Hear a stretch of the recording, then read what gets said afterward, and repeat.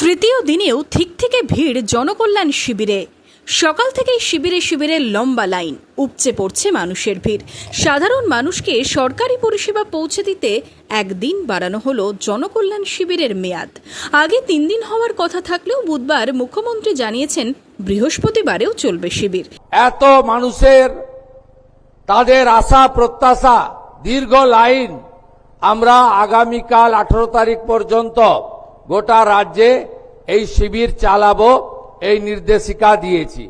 বুধবারও জনকল্যাণ শিবিরে বিপুল সাড়া। হরিহরপাড়া থেকে ডোমকল, সদর শহর বহরমপুরেও জনকল্যাণ শিবিরে মানুষের থেকে ভিড়। কেউ এসেছেন আয়ুষ্মান ভারতের কার্ড করতে, কেউ আবার বার্ধক্য ভাতা, কেউ আবার জব কার্ডের পরিষেবা নিতে। শিবিরে এসে কি জানাচ্ছেন হরিহরপাড়ার বাসিন্দারা? জব কার্ড না হয়নি, হ্যাঁ নতুন করে।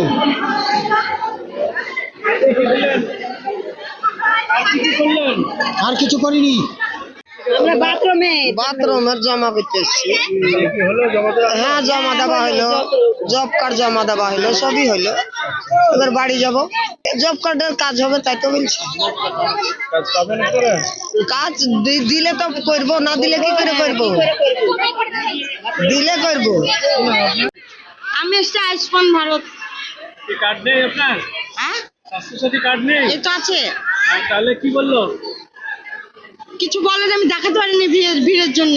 বসে আছেন? হ্যাঁ, আমার স্বামী এসছে, বৃদ্ধা ভাতা হয়নি আর আয়ুষ্মান ভারত হয়নি। আর আমার রেশন কার্ড, আমি খুব গরিব মানুষ, আমার এত বড় কার্ড, সেই কার্ডকে ছোট করার জন্য। বহরমপুর পৌরসভাতেও চলছে শিবির। শিবিরের সময়সীমা বাড়ানো নিয়ে কি বলছেন সাধারণ মানুষ? আমি আয়ুষ্মান কার্ডের জন্য অ্যাপ্লাই করতে এসেছি। কিরকম পরিষেবা পাচ্ছেন? পরিষেবা ভালোই পাচ্ছি। কালকে ফর্ম নিয়েছি, ওখানে যে রেজিস্ট্রেশন করে নিয়েছি, এবার আজকে জমা দিব। আজকে সব ডকুমেন্ট জোগাড় করলাম, দিয়ে আজকে জমা দিচ্ছি।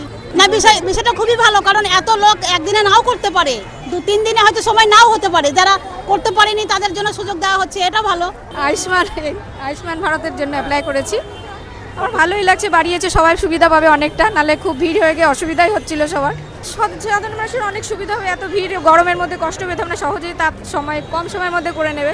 এটার এই একটা দিন কারণ, যদি আরও 2 দিন লেট করতে হয় তাও বাঞ্ছনীয়, কারণ এই প্রসেসটা আমাদের মধ্যবিত্ত এবং গরিবদের ক্ষেত্রে খুব গ্রহণযোগ্যতা আছে। আপনি কোন স্কিমের জন্য অ্যাপ্লাই করছেন? আমি আপনার ওই আয়ুষ্মান ভারত, এটা খুব কল্যাণমূলক কাজ এবং হেল্প হচ্ছে। সকাল থেকে দুপুর বেলা গড়ালেও সরকারি প্রকল্পের সুবিধা নিতে শিবিরগুলিতে মানুষের উপস্থিতি যথেষ্ট চোখে পড়ছে। একদিন বেড়েছে শিবিরের মেয়াদ। Bureau report, Madhyabanga news. Manmohini health care, স্বাস্থ্যসেবায় অটুট শ্রেষ্ঠত্বের শিরোপা।